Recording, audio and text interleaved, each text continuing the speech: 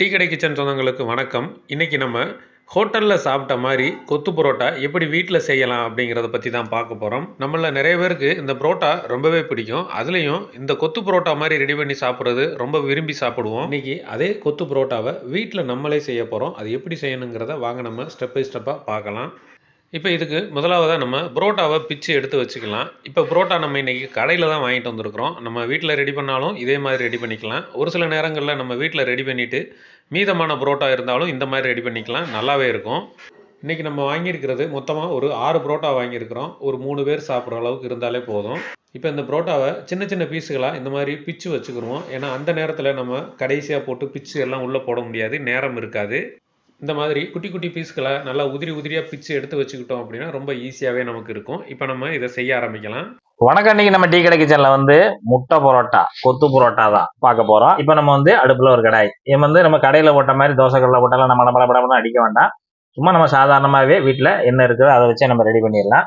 இப்போ இந்த மாதிரி ஒரு பாத்திரத்தில் 50 ml நம்ம சன்ஃப்ளவர் ஆயில் ஊற்றிருக்கோம். எண்ணெய் சூடாகிக்கிட்டு இருக்கு. இப்போ நம்ம எண்ணெய் சூடாயிருச்சு. எண்ணெய் சூடானோடனே இங்கே ஒரு 1/4 கிலோ வெங்காயத்தை நல்லா புதுசாக வெட்டி வச்சிருக்கோம். நைஸாக 1/4 கிலோ வெங்காயம், பெரிய வெங்காயத்தை நல்லா புதுசாக வெட்டி வச்சிருக்கோம். அதை நம்ம அப்படியே எடுத்து எண்ணெயிலே அப்படியே தூவிடலாம். சூடு எண்ணெயில அப்படியே போடுங்க. எல்லா வெங்காயத்தையுமே அப்படியே எல்லாத்தையும் உள்ள போட்டுருங்க. அப்படி நல்லா புதுசாக வெட்டி நைஸாக நொறுக்கி வச்சிருக்கோம். அதை உள்ள போட்டு சேர்த்துருங்க. ஒரு 3 பச்சை மிளகா, நல்லா பச்சை மிளகா பொடுசா வெட்டி வச்சிருக்கோம். இது உங்க சில குழந்தைகளுக்கு ரொம்ப கடிக்கும் போது காரமா இருக்குன்னு நினைச்சீங்கன்னா குறைச்சு போட்டுக்கோங்க. இல்லைன்னா இதை கூட தவிர்த்திடலாம்.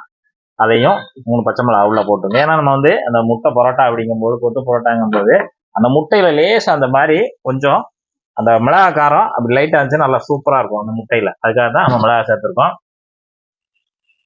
இந்த வெங்காயத்தை நல்லா இந்த எண்ணெயிலேயே நல்லா திவக்கிக்கலாம். இப்போ நம்ம வெங்காயம் நல்லா முள்னு வெந்துகிட்டு இருக்க எண்ணெயில அப்படியும் 2 கொத்து கருவேப்பிலை அதையும் நம்ம உள்ள உருவிட்டு உள்ள சேர்த்துடலாம்.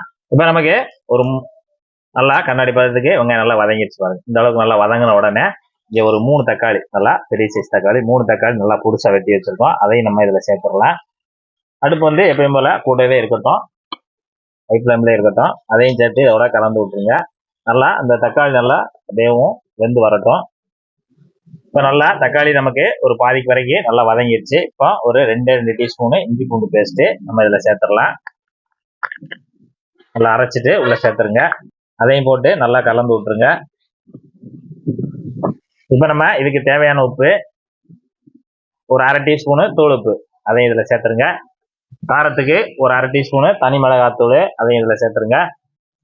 கரம் மசாலா ஒரு 1/2 டீஸ்பூனு, கம்ம வாசனைக்கு கரம் மசாலா 1/2 டீஸ்பூனு. எல்லாத்தையும் ஒரு தடவை மசாலா எல்லாம் போட்டு நல்லா கலந்து விடுங்க.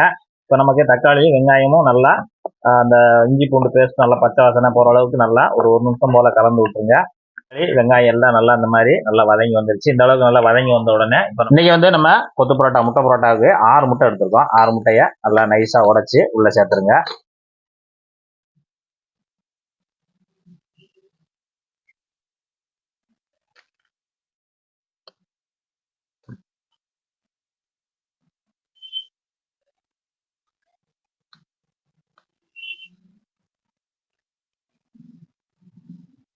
இப்போ நம்ம 6 முட்டையை நல்லா உடச்சி ஊற்றியாச்சு. உடச்சி ஊற்றிட்டு நல்லா இதை கொஞ்சம் அப்படியேவும் நல்லா விரட்டி கொஞ்சம் முட்டையை அப்படியேவும் பொரியல் கணக்க ஆக்குங்க. நல்லா கலந்து விடுங்க வெங்காயத்தோடு சேர்த்து. இப்போ அடுப்பை நீங்கள் மீடியத்தில் கூட வச்சுக்கலாம்.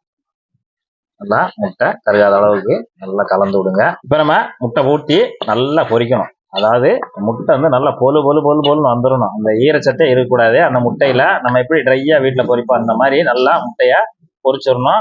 எப்படியும் கிட்டத்தட்ட ஒரு 5 நிமிஷமாவது ஆகும். நம்ம வீட்டு அடுப்பு தான், பெரிய அடுப்பெல்லாம் கிடையாது. சாதாரண நம்ம பர்னரில் வச்சு பொரிக்கும் போது நல்லா நல்லா பொரிஞ்சிடணும். முட்டை ரெடி ஆயிடுச்சு. நல்லா இந்த அளவுக்கு முட்டை பொரியல் ரெடியானோடனே மல்லியில நல்லா கொஞ்சமாக ஒரு கொத்து எடுத்து நல்லா பொடிசா வெட்டிட்டு அதை மல்லியிலையும் சேர்த்து உள்ள போட்டுருங்க. போட்டு அதையும் நல்லா ஒரு தடவை கலந்து கொடுத்துருங்க.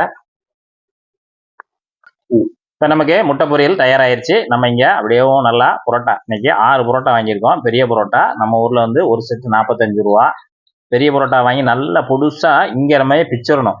ஏன்னா நம்ம டப்பட்டெல்லாம் அதில் போட்டு நம்ம அதை கொத்து அடிக்க போகிறது இல்லை. அதனால நம்ம எந்த அளவுக்கு நல்லா நைஸாக பிச்சு எடுக்க முடியுமோ அந்த அளவுக்கு நல்லா பிச்சுட்டு நல்லா உதிரியாக எடுத்து நம்ம வச்சுக்குவோம். புரோட்டா நீங்கள் சூடாக வாங்கினீங்கன்னா கொஞ்சம் உணர வச்சுட்டு பிச்சுக்கோங்க. அப்படின்னா தான் நல்லா இருக்கும். சூடாக பிக்கும்போது அது வராது. நல்லா உணர விட்டுட்டு பிச்சுக்கோங்க.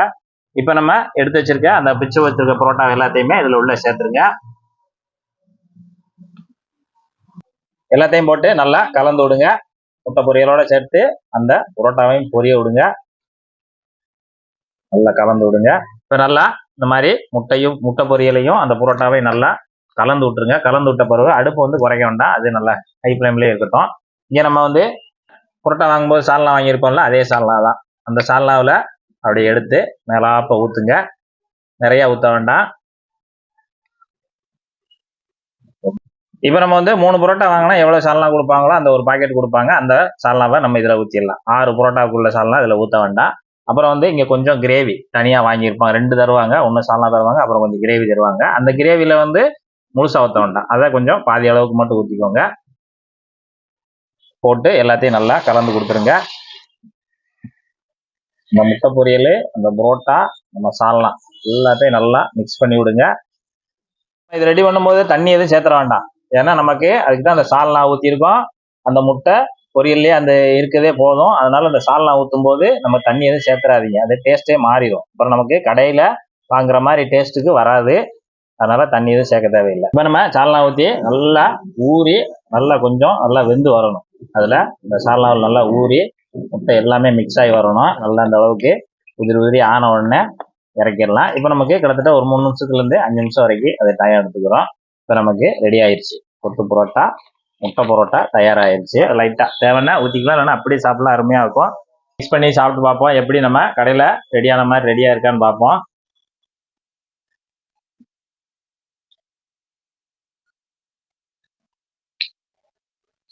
ஒரு எளிமையான முறையில் ஒரு கொத்து புரோட்டா நல்லா அருமையாக தயாராகிருக்கு. இதே போல் இதே டேஸ்ட்டில் நீங்களும் வீட்டில் ரெடி பண்ணி சாப்பிட்டு பார்த்துட்டு எப்படி இருந்ததுன்ற கமெண்ட்ல சொல்லுங்கள். நன்றி, வணக்கம்.